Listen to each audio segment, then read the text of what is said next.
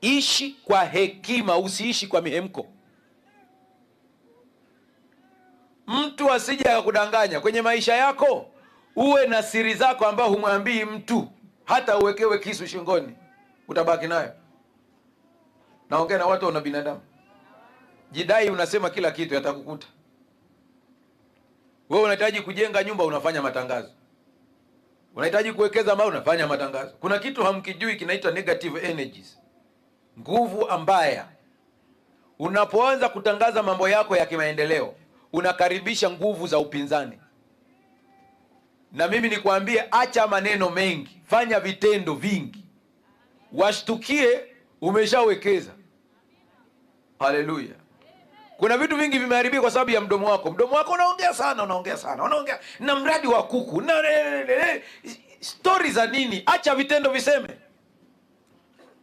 Ishi kwa hekima. Haleluya. Sio kila ugomvi unatakiwa uingilie. Kwa nini ufe kabla ya muhula wako? Kabla hujaanza kupambana, angalia unalipa au haulipi. Kuna mtu amenitazama sasa hivi, mchungaji, kwa hiyo unamaanisha tuingie kwenye ugomvi? Kuna ugomvi unatakiwa uingie kabisa. Nitazame vizuri na mimi nakuangalia. Kuna ugomvi unatakiwa uingie. Kuna ugomvi ukiingia hata mimi sikuulizi maswali. Yaani watu wananitazama sasa hivi, huyu pastor ni wa wapi? Kuna maugomvi usiingilie kabisa, hayalipi, ila kuna ugomvi unalipa.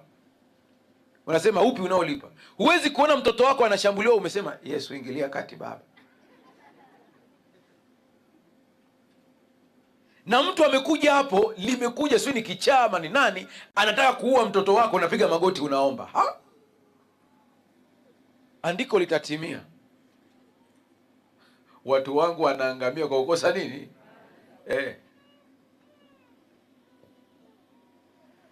Kuna bwana mmoja alikuwa ni jemadari wa jeshi la Daudi. Wachungaji watanikumbusha jina lake kama watamkumbuka vizuri. Huyu jamaa alikuwa smart. Wakati Sauli amekufa, jeshi la Sauli samani. Wakati Sauli amekufa, huyu jamaa ni kati ya watu ambao Daudi aliwapenda sana. Moja ya sifa ya Daudi, alikuwa ana appreciate, anatambua uwezo wa mtu kifikra. Daudi alikuwa si wa kawaida. Ndio maana alikuwa na urafiki na Jonathan, kwa sababu aligundua Jonathan ni smart. Sasa katika majeshi ya Sauli kuna jemadari mmoja ambaye alikuwa na nguvu sana, kama sijakosea ni Abneri mwana wa Neri. Wakati Sauli amekufa, yule bwana akamfuata Daudi, akamwambia ugomvi uishe. Sasa hivi tuunganishe majeshi, tujenge taifa. Jamani, wazo lilikuwa baya, lilikuwa zuri? Ugomvi fanya nini? Tuunganishe majeshi, tujenge nini? Ndio maana mimi naulizeni, hilo wazo ni baya ni zuri? Zuri kabisa. Daudi akasema namtafuta mtu kama huyu. Wakati yule bwana ameondoka ili kwenda kushawishi majeshi yaweze kuungana na Daudi, akaja jemadari wa Daudi anaitwa Yoabu. Yoabu alikuwa ni mtoto wa dada yake na Daudi, anaitwa Seruya. Ndio maana namuita wakati wanagombana, namwambia nina nini na wewe mwana wa Seruya? Yaani mtoto wa dada yangu, nina nini na wewe? Na Seruya anakuwa maarufu maana alikuwa na nguvu kuliko mume wake. Sitaki kuongea zaidi ya hapo, mmenielewa? Kuna familia mama ana nguvu kuliko mpaka watoto wanaitwa kwa jina la. Talmudi inasema kwamba huyo Seruya wakati wa vita vikitangazwa, pakipigwa yowe, wanaume wanatoka na mishale yao, na yeye alikuwa anatoka, mume wake anabaki ndani. Ndio Israeli wakageuza wakasema huyu ndiye mwenye watoto, huyu mwingine anafugwa. Sasa Yoabu alipokuja akauliza wanajeshi, akasema, wakamwambia Abneri ametoka hapa. Akawauliza asema, mmemwacha akiwa hai? Anasema ndio. Mtu ambaye ametusumbua maporini muda wote? Anasema bosi mwenyewe amemwacha kwa kuwa ana nia nzuri ya kuunga majeshi. Kama Daudi amemwacha, mimi simwachi. Akamwambia kijana mmoja, kimbia ukamwambia Abneri arudi, nina mazungumzo naye. Akamuoya akamwambia Yoabu amekuja, anasema rudi, kuna mazungumzo mazuri kabisa. Akarudi. Aliporudi akamwambia Abneri, njoo nikunong'oneze jambo. Wakati Abneri anashusha sikio lake ili aweze kumsikiza Yoabu, kwa kuwa Yoabu alikuwa ni mfupi kidogo, Abneri alikuwa ni mrefu kidogo. Kwa hiyo anashuka ili kumsikiliza. Yoabu akavuta upanga akamchoma, akafa pale pale. Kisa alimuua mdogo wake huko nyuma. Daudi aliposikia haya maneno, ndio nataka nikuambia sasa hekima, kutembea kwa hekima. Daudi wakati amesikia maneno aliumia. akaenda kwenye mazishi ya Abneri. Jeneza limechukuliwa. Daudi alikuwa ni mtu wa mashairi, si mnamjua alikuwa ni mwimbaji. Yeye akawa anaomboleza kwa kuimba, na shairi lake limeandikwa mpaka leo kwenye Biblia, akimwombolezea Abneri. Anaongea kana kwamba maiti inasikia, lakini yote ilikuwa ni uchungu, maana alimpenda Abneri. Akasema laiti tungeunganisha majeshi mawili, huyu akawa jemadari na huyu jemadari, tungeshinda maadui. Lakini akalia, anaongea na maiti, usije ukadhani maiti inasikia, ila ni uchungu uliopitiliza wa Daudi. Akasema, Abneri, Abneri, umekufa kama mwanamke, mikono yako je, ilikuwa imefungwa? Yaani kwa lugha nyingine, ulishindwa hata kujitetea. Daudi aliumia na hii kesi mpaka anakufa. Daudi mwenyewe, nimesema nani? Mpaka siku anakufa hicho kitu akijaisha moyoni mwake. Akamwambia Suleiman mtoto wake, akasema, wewe una hekima, mimi naondoka, lakini tenda kwa hekima. Yoabu asishushe mvi zake ya hera kwa amani. Yaani mimi sikumua, ila wewe umuue, maana alichonitendea hakijatoka. Daudi alikuwa ni mtu wa vita. Jina Daudi lina maana mbili. Kwa hiyo ukimwita mtoto Daudi, jipange. Maana ya kwanza ni aliyependwa. Maana ya pili ni mtu wa vita, man of valor. Ndio maana mpaka anakata roho, ana listi ya watu wa kuuawa ambao hakuwaua. Mmoja alikuwa ni Yoabu. Na Suleimani alikuwa smart. Yoabu aliposikia listi ipo, akakimbia madhabahuni. Torati inasema mtu akishika madhabahu asiuawe. Naye akaenda akashika madhabahu. Askari wakashindwa kumuua, wakarudi kwa Suleiman, wakamwambia ameshika madhabahu. Suleiman akawauliza, kwa nini hamkumuua? Akasema Torati imekataa. Sema Torati imesemaje? Torati imesema mtu wa kufa akishika madhabahu aachwe. Akaambia, kwani kuna shida gani? Mtoeni madhabahuni.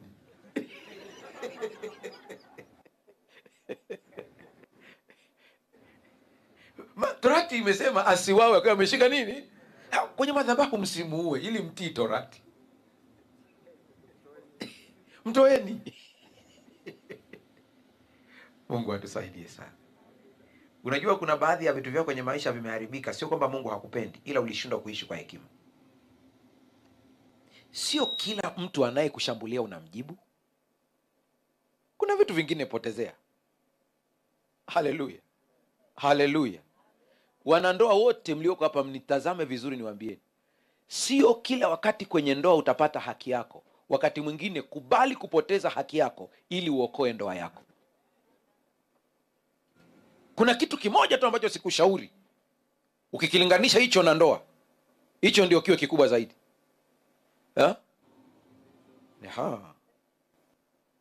Uhai wako, uhai wako, uhai wako. Ukiona kuna dalili za kuuawa, sijakwambia uvunje ndoa, kimbia. Tuko sawa sawa? Biblia imetumika vibaya, eti ile anaposema hadi kifo kiwatenganishe. Ile sentensi ina maana ni kufa kwa amri ya Mungu, sio kufa kwa kuuawa na mtu. Juzi hapa tumeongea kwenye mimbari hii, kesho yake tu nasikia eti kule Mbeya kuna mtu ameua mke na watoto. Unajiuliza, watoto wamekosa nini? Mgogoro wa wewe na mkeo, unakuja unachinja mpaka watoto. Sijui tumekumbwa na kitu gani? Tatizo la akili. Nilimaliza hiyo kesi juzi. Haleluya. Nakuja kujibu hoja ya mwisho ambayo jana niliwaahidi, ndipo tuingie kwenye somo. Na nimekuta kuna mtu mmoja amenifuata inbox, na yeye akasema, Pastor, usipolimalizia lile umetuharibu kiimani. Na mimi nataka niwarudishe kiimani. Sabato sio kwa ajili ya Mungu, ni kwa ajili yako. Narudia tena, ila aliyeitengeneza sabato ni nani? Mungu. Unaposikia anaposema siku ya saba ni sabato ya Bwana Mungu wako, ina maana mmiliki wa. Tuko sawa sawa? Kile kitanda cha watoto wako pale nyumbani ni cha kwao au mmiliki ni wewe? Mmiliki wa kile kitanda ni nani? Wanaokilalia, wanaokifaidi. Mmiliki wa sabato ni nani? Wanaofaidi sabato ni akina nani? Sisi. Mwangalie jirani yako, mwambie umeelewa au bado? Haya, fungua Biblia sasa nikuonyeshe sasa, ili ujue kwamba huyo Mungu unayesema kwamba leo hii anashika sabato umechemsha, alishamaliza. Yani sabato alishika pale kwenye Mwanzo 2. Baada ya hapo hakuwahi kushika, na uwezi kumkamata Mungu popote, yuko juu ya sheria. Si Wayahudi wakajichanganya, wakaanza kumwambia Yesu umevunja sabato. Yani hawaelewi wanaoongea naye ndiye aliyewapa nini? Sabato. Na unajua hii imetukumba hata sisi, ndugu zangu ulioko hapa. Uzuri mimi nayeongea mibarani, napenda sana kutumia hii sentensi, sio kwa ajili ya kuringa, ni kwa ajili ya kuthibitishia kwamba mimi ni nani. Mimi sio kwamba nimetokea huko nikaongoka. Mimi ni msabato mzaliwa. Mama yangu mwinjilisti wa vitabu. Nikisema usabato ninaujua kuliko unavyofikiria wewe. Sisi kwetu tunaoga Ijumaa.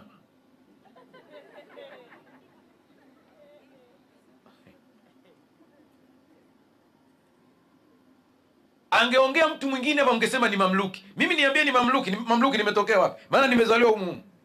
Ila nilikuja kugundua jambo moja. Tuna watu wengi ambao wanashika sabato lakini hawana Yesu. Na hawana tofauti na Wayahudi. Na kwa taarifa yako, ikiwa sabato peke yake inapeleka mtu mbinguni, Wayahudi wote wanaingia mbinguni. Maana kule kwao sabato ni sheria ya nchi. Siku ya sabato kuna lifti maalum za kupanda juu, ambazo hiyo ukifika huhangaiki sana hata kubonyeza ili usije ukavunja sabato. Nyinyi hapa mmetoka sijui Hongo limekuja hapa kwa miguu siku ya sabato. Alafu unaniambia unashika sabato. Unashika sabato wewe. Unajaribu. Nenda Israeli ukaone. Ninawaambia hivi ndugu zangu kwa sababu nawapenda. Hakuna faida yoyote niwaache na hii, mbaki na sabato mumwache Yesu. Yaani sabato bila Yesu mbingu huioni. Hiyo ikae akili. Na kama hujanielewa, nenda funga na kuomba, mwambie Mungu, kuna kitu mchungaji aliongea sijakielewa, nisaidie niweze kukielewa. Ninasikitika sana ushike sabato miaka yote hii, alafu saa ile Mungu akwambie sikujui. Kwa maana jinsi hii Mungu aliupenda ulimwengu hata akamtoa mwanae pekee, ili kila muamini asipotee bali awe na uzima wa milele. Hakuna njia nyingine ya wokovu isipokuwa Yesu Kristo. Sasa sikiliza, andika kitabu cha Yohana 5:17.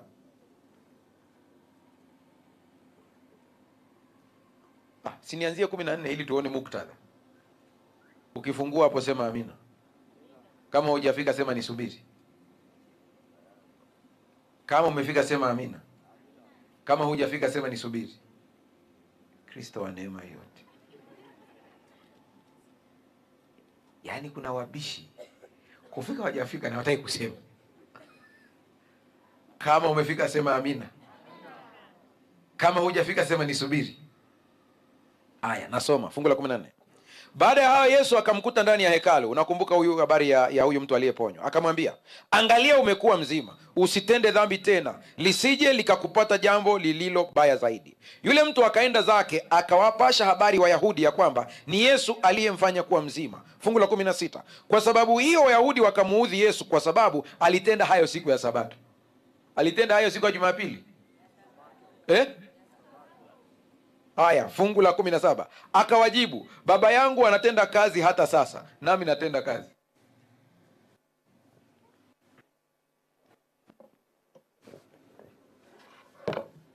Mimi nimemaliza. Usitafute nielezee zaidi ya hapo.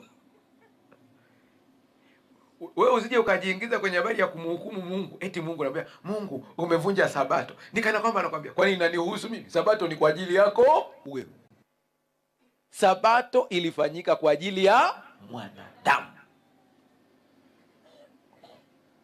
Na usipopumzika imekula kwako. Tumeelewana eh? Japo tusitaki kusema sana maana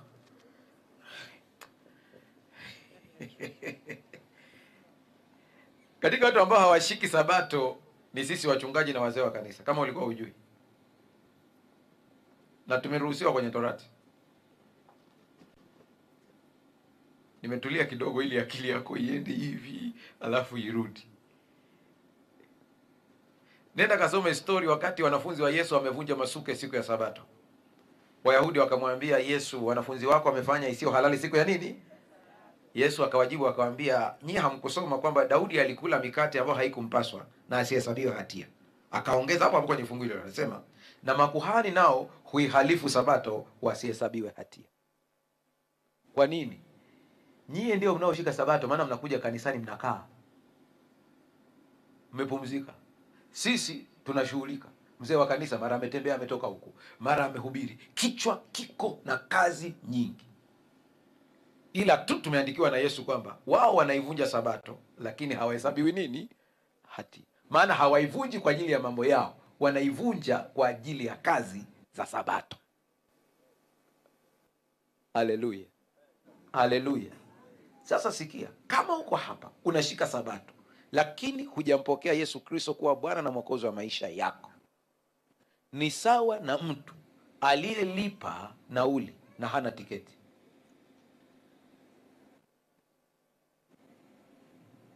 Alafu akishushwa kwenye basi analalamika, nililipa. Ishara iko wapi? Hakuna. Na ndugu zangu wa Sabato wote, popote mnaponisikiliza, omba sana uwe na Yesu katika maisha. Na moja ya dalili ya kwamba Yesu ameingia kwenye maisha yako, kiburi chako kinashuka chini. Kwa nini? Ukimwona siku ukikutana na Yesu tu katika maisha yako, atakung'azia madhaifu yako, utaona takataka zako, utajikuta kiburi chote kinaisha. Ila ukijiona bado kuna watu unaona ni wa dhambi na we ni mtakatifu, hujakutana na Yesu, bado hujakutana naye. Hata sishangai nikiona watu wengine sema fulani yuko hivi, fulani ana dhambi. Na tazama, anasema siku ukimulikiwa ukaona ya kwako, utafunga huo mdomo. Ni waimbaji wa Pipeline ndio wameimba hapa.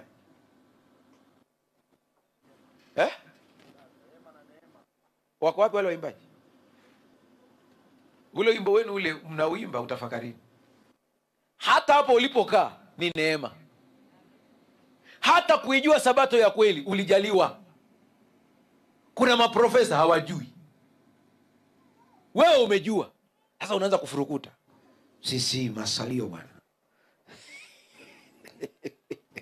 Watu wa Mungu aliye hai, wewe watu wa Mungu aliye hai, unajijua wewe mwenyewe. Biblia unaielewa vizuri kweli? Sikia hii tena ikuchape ili unyenyekee. Watu wa kale wamesema usizini, bali mimi nawaambia amtazamaye mwanamke kwa kumtamani. Sitaki kuambia mnyooshe mikono, nyoosha rohoni mwako.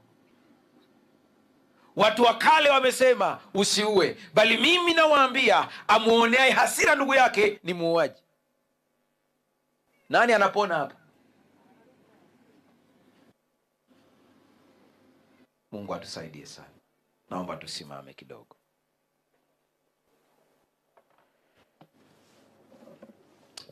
Baba, kwa kuwa tumelisikia neno lako tena kwa kujibu maswali, dakika zilizosalia nahitaji ukanipe hekima ya watoto wako kulisikia neno hili tena kwa uzito wake, kwa jina la Yesu, amen.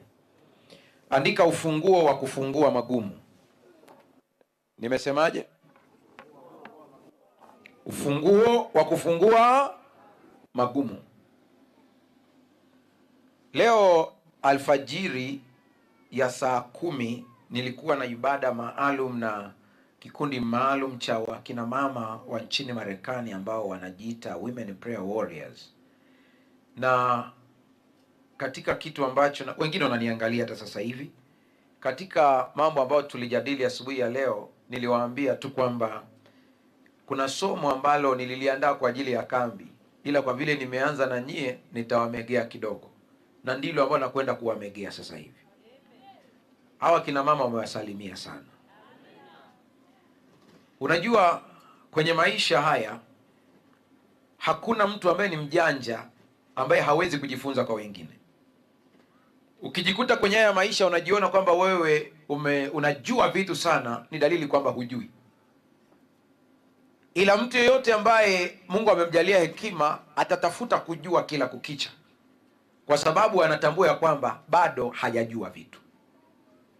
Ukidhani unajua, hujui. Ukidhani hujui, ni dalili ya kujua. Haleluya.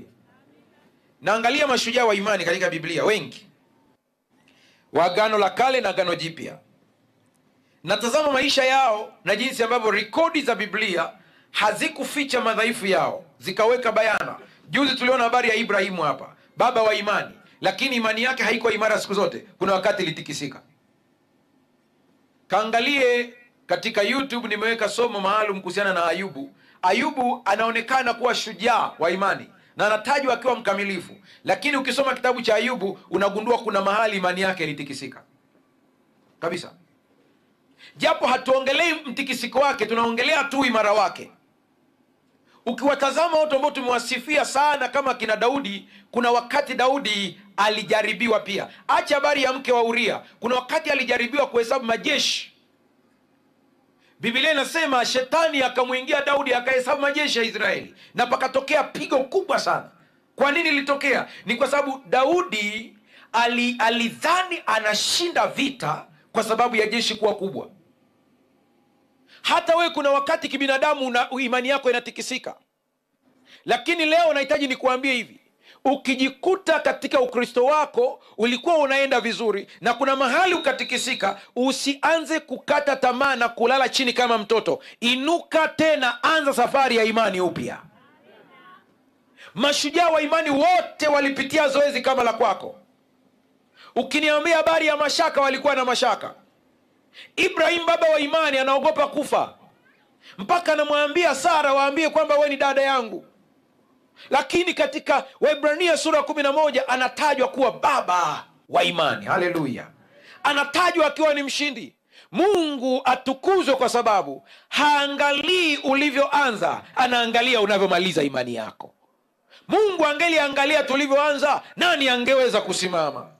Mungu anahitaji katika udhaifu wako akutengeneze, katika dhambi iliyokushinda akusaidie kuishinda. Kwa vile tunavyoshinda, ushindi ni wa Bwana. Kitabu cha Marko sura ya 5, Marko sura ya 5 ni kitabu ambacho kimejaa miujiza ya ajabu. Unapoangalia kuanzia sura ile, fungu la kwanza, anaongelea habari ya stori ya Yesu. Alienda katika nchi ya Wagerasi, akakuta mtu ambaye ana pepo ambao alikuwa ni jeshi kubwa. Wakamuinamia Yesu, akawakemea, lakini Yesu akafukuzwa katika ule mji. Sikiliza vizuri hapa. Huyu mtu ambaye yeye aliponywa alimpenda Yesu, ila watu walioingia hasara ya wale nguruwe wakamchukia Yesu. Ndivyo ilivyo wahubiri wa injili wote. Nisikilize, usije ukadhani mhubiri wa injili utapendwa na watu wote. Kuna watu watakusema vizuri, wakikuona wanasema wow, huyu ni mtumishi wa Mungu aliye hai. Lakini kuna wengine wakikuona wanasema huyu ni adui yetu. Kwa kuwa inategemea, wako wanaofaidika na huduma yako, wapo wanaoingia hasara na huduma yako. Usije ukadhani nyie waimbaji ya kwamba shetani anafurahia huduma yenu. Malaika wa mbinguni wanafurahia huduma yenu, lakini shetani anatafuta kila wakati kuangusha. Kesheni mkiomba, kesheni mkiomba. Usiache. Ukiangalia mstari wa 21, anapomaliza tu kufukuzwa Yesu, ametoka kule katika nchi ya Wagerasi, anafika ng'ambo. Sura ya 5 ya Marko fungu la 21 anasema Yesu alivukia tena upande wa pili wa ziwa kwa mashua. Umati mkubwa wa watu wakusanyika mbele yake, naye akawa amesimama kando ya ziwa. Anatoka upande mwingine anafukuzwa, anaenda upande mwingine anapokelewa. Nami nikutangazie hili, usiogope. Upande mmoja wakikukataa, upande mwingine Bwana atakutumia. Haleluya. Usiende kufanya effort mahala fulani ukaona hupokelewi, ukasema sitahubiri tena. Nenda ng'ambo ya pili. Haleluya. Waimbaji, usije ukaanza kuzira, unasema kwa kuwa kanisani walinikataa, sitaimba tena. Wamekukataa, na ndani ya moyo wako unajua kabisa ya kwamba unamtumikia Mungu aliye hai. Tengeneza hata wimbo wako tu kwenye WhatsApp, sambaza. Mungu atusaidie. Wakati yuko hapo Yesu katika lile fungu la 22, anasema hapo akaja mojawapo wa maofisa wa sinagogi aitwaye Yairo. Alipomuona Yesu akajitupa mbele yake, akamsihi akisema, binti yangu mdogo ni mgonjwa karibu na kufa. Stop. Amesema binti mkubwa Unaelewa maana ya binti mdogo? Pale nyumbani ni yupi ambaye anaangaliwa sana kuliko wengine, mtoto mkubwa au mdogo? Huyu ni mtoto mdogo ambaye kila mmoja anamtazama. Mtoto mkubwa unaweza kusema hata kuvaa nguo atavaa mwenyewe, lakini mtoto mdogo lazima avalishwe. Kila saa mnamwangalia. Anataka kuambia hapa Marko, huyu alikuwa ni kipenzi cha familia nzima, lakini leo anaumwa. Yairo ambaye ni mkuu wa sinagogi, ingekuwa leo tungesema mzee wa kanisa, ingekuwa leo tungesema mchungaji kiongozi, mtoto wake anaumwa. Na alipomwona Yesu hakujali ya kwamba watu watamuonaje. Sikiliza nikwambie, kati ya vitu ambavyo vinasababisha Yesu asitende vitu katika maisha yako ni kiburi. Kiburi. Mambo yamekukuta, ndio unapoingia kwenye maombi unaanza kusema, mimi nasoma lesoni sana, imekuwaje nipatwe na haya? Mimi nafanya ibada sana, imekuwaje nipatwe na haya? Saa ya msaada ikifika, weka kiburi chako chini, nyenyekea, piga magoti mbele ya Mungu. Yairo akapiga magoti, anasema, na ukubwa wangu wote, Yesu nisaidie, mtoto wangu mdogo hali ni mbaya. Yesu hakujadili lolote, akasema twende, akanyanyuka akaenda na yeye. Sikiliza nikwambie, kuna watu ambao Yesu akiwasikiliza tu mara moja wanajibiwa maombi yao. Nataka nikwambie, kuna mtu ambaye mtaomba ombi sawa, lakini yeye anajibiwa kwa haraka, maana ana ufunguo mkononi mwake wa kufungua mambo magumu. Ikiwa kuna kitu ambacho unatakiwa umwombe Yesu akusaidie, pamoja na akili za kiroho, lakini omba hili, mwambie, nisaidie kiburi kishuke. Kuna watu wanakufa na tai shingoni, hela hana, ila kwa sababu aliwadanganya watu anafanya kazi mahala fulani, anaogopa hata kusema hana hela. Anachukua chupa ya Kilimanjaro, chupa ya hii Dew, inaita Dew, hii inaitwaje? Dew drop. Hiyo. Maji yalisha tangu juzi, anaenda kupiga ya bomba. Alafu ili tu awadanganye watu kwamba eti yeye hatumii haya maji mengine, ni matawi ya juu. Sina shida na matawi yako. Unaweza ukawa tawi la juu lakini la mnyanya, likiguswa linafanya nini? Kiburi. Kiburi. Kiburi kilimwangusha Nebukadneza. Kiburi kimeangusha watu waliofanya. Kiburi kimeangusha kwaya maarufu. Ziko ambazo zilikuwa zinawika, ziko wapi? Kiburi kiliwaangusha. Kiburi kimeangusha makanisa. Kuna makanisa na nyewe mnakumbuka ambayo yalikuwa yanawika wakati fulani. Ukika yako wapi makanisa haya? Dondoka pale akasema, kwa mnyenyekevu wa namna hii siwezi kuacha kwenda. Na mimi nakwambia uliyeko hapa, weka mbali mambo yako yote, nenda kwa unyenyekevu. Bwana yuko tayari kukusaidia. Acha kupeleka vitu vyako na histori zako, nenda kwa unyenyekevu. Wakati anaenda, angalia fungu hili sasa, fungu la 24. Basi Yesu akaondoka pamoja naye, watu wengi sana wakamfuata, wakawa wanamsonga kila upande. Sikiliza nikwambie, hata hapa tulipo kuna watu wamekuja kwenye huu mkutano, ukimuuliza nini kilichokuleta, atakwambia nilikuwa namuona Pastor Mbaka kwenye YouTube, nataka nimuone namna gani. Basi huyo mtu asipoangalia hata ondoka na neno, hawezi kabisa. Imekwaje? Nimemuona. Mimi mwenyewe nilishawasimulia, nilienda kwenye sinema ya mzungu kule kijijini.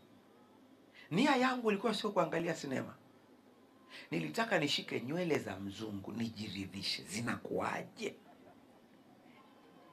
Huyo mzungu alikuwa anaitwa Toivo. Nikawahi wakati generator imewekwa na sinema imeshaandaliwa, ile mamikanda ya sinema ya zamani. Nikahakikisha nakaa nyuma hapa ambako mzungu akija atakaa kwenye stuli yake. Kwa uaminifu wote nikatulia hapo.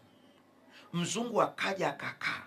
Sasa watu wote wamesubiria mzungu awaishe sinema, kwa hiyo ukimshika watu wote watajua. Kwa hiyo kabidi nivumilie kwa uvumilivu kabisa, nasogeza mkono na narudisha, watu watakuwa wananiona. Mzungu akasema, sasa kwa vile tunaanza kuangalia sinema yetu, tusimame watu wote tuombe. Nikasema hapa watu wakiwa wamefumba nini? Macho. Hapo wakati watu wamefumba macho, nikanyoosha mkono, nikashika nywele za mzungu, nikafikicha kwenye vidole kidogo hivi. Nilivyotoka nikamwambia watu, sasa nimezishika. Kila mmoja ananizunguka, nataka ajue zikoje. Nyie mliosoma Uganda, mchungaji Mganga alibahatika kumshika mkono Museveni, amekuja graduation. Pastor Stefano Mganga akamshika mkono. Alivyotoka pale, tunaenda kula chakula, awe bwana, tunawe tu. Nani anao? Nani? Mnawe nyie. Bwana vipi? We, nimemshika Museveni alafu ninao. Siwezi kunawa.